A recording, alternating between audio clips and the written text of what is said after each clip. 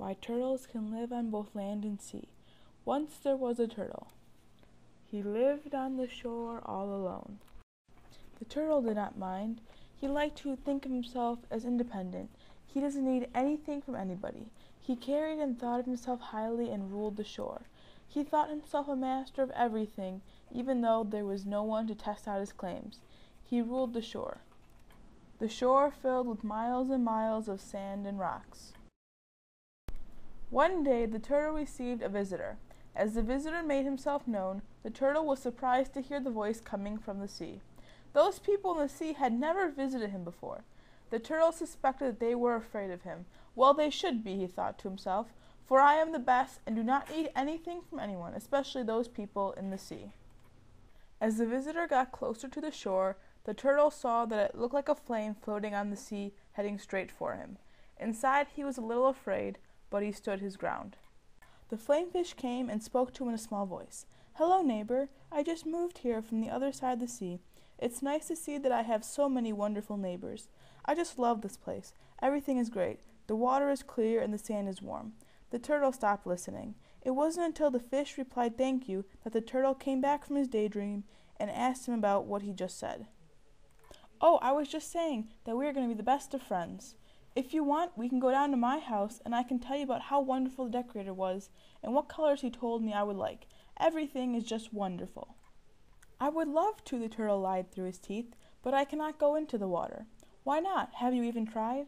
"No, I haven't, but my family's been banished from the sea for generations." "That's too bad."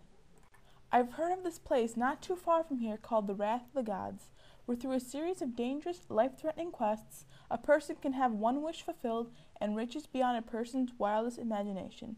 It would be great if you were able to come into the sea to visit me in my house." Yeah, that would be something. As the fish kept talking, the turtle was thinking of something quite different. He was caught on the untold riches part of the fish's story. It became a daydream. He, the turtle, would triumph over everyone else and complete the task single-handedly and be named the greatest person alive on the planet. All of a sudden, the turtle exclaimed, "I'll do it. I want to come back into the sea. I want to show all those people who banished my family what I can do. What must I do to begin?" "Well, I really do not know. I am not familiar with the quest." Just as the words were out of the flamefish's mouth, another creature was seen making its way towards the shore.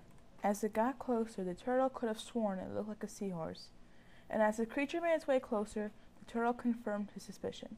The seahorse came up to the turtle and the flamefish and asked, "Who was the creature who told the world that he could take on the 3 tasks of the Wrath of the Gods?" "It was I," said the turtle. "Well, you have chosen your path, and therefore you must continue on it. I am here to lead you to the spot where you will begin. Follow me." And with that, the seahorse went into the sea. The flamefish followed the seahorse, and although the turtle was hesitant at first, he followed the fish into the sea. The sea was an interesting place, thought the turtle. The seahorse swam for a little while and then stopped at a rock which reminded the turtle of his home back on the shore. The seahorse looked back at the turtle and said, "From this point on, your quest has begun. You must reach the other side of the pass, which is right in front of you. Along the way, you will meet obstacles. You must use your strength to survive." And with that, he went off into the distance. "Well, neighbor, good luck. I shall see you again." The flamefish then left in the direction of his house. The turtle then took a deep breath and started along the path. After swimming for a little while, he found that he was approaching what looked like to be a floating star. "Why, it must be a sign of the gods," he thought. However, as he came upon it, the star looked like it was studded with what the turtle called raindrops. "You have made it through the easiest part," said the starfish. "The most dangerous tasks lie ahead, including the task that you must complete for me. Behind me you see a field barren for many years. The soil is tough and dry, even though we are underwater. Your task is simple. You must plant these yam seeds by yourself in the time limit of an hour. If you do not, I attack. Ready to begin? Go." And with that, the turtle was off to the field taking the seeds. He clawed and clawed at the ground, since he was given no tools, and planted the yams as fast as he could. 5 minutes left," called the starfish. "Oh no," thought the turtle. He still wasn't done. He pushed himself into overdrive and just finished the last yam seed when the starfish called time. "Well done, you may proceed on to the next task." And so the turtle did.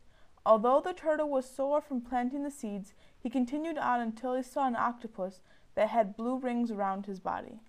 Welcome. You have already passed one of the 3 tasks, but I'm afraid that this one is more difficult. In this challenge, you will be tested not only on your physical strength, but skill in fighting.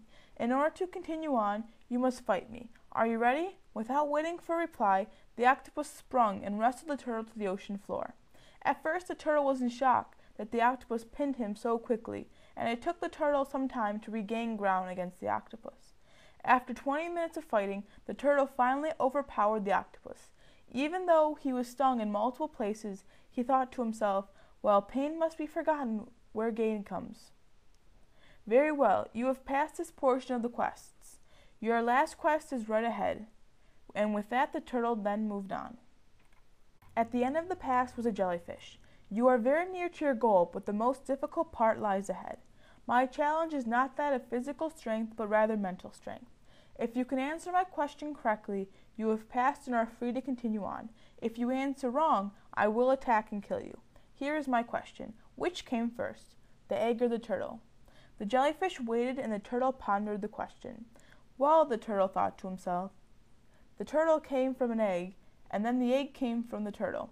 Is this a trick question? Asked the turtle. The jellyfish just smiled. Well then, this seems to be like a cycle of life and death, and a cycle is a circle which is closed. It doesn't have a beginning or an end. I believe the answer is, a circle does not have a beginning or an end. Well reasoned, said the jellyfish. You may now continue on to the city that is before you. The turtle continued on, and the seahorse was waiting for him at the gates. You have passed all 3 challenges, and now here is your reward. In addition to the coins, you have 1 wish. I would like to be welcomed back into the sea after my family has been banished for so many generations. Very well, it is done. Before we part, remember one thing. These challenges were designed to test all sorts of strength, and so you have completed them all. Men seek less to be instructed than applauded, but a word of caution is in order. You have triumphed with your strength, but it can also be your weakness. Be careful or your strength may cause you problems. And with that, the seahorse disappeared. The turtle then went on his way back to the shore to prepare a second home in the sea. Well done, turtle, said the flamefish. I knew you could do it. Yes, said the turtle. Strength always triumphs over weakness, and because I completed everything myself, I am the greatest there ever is. And with one last look at his neighbor, the turtle swam to the shore.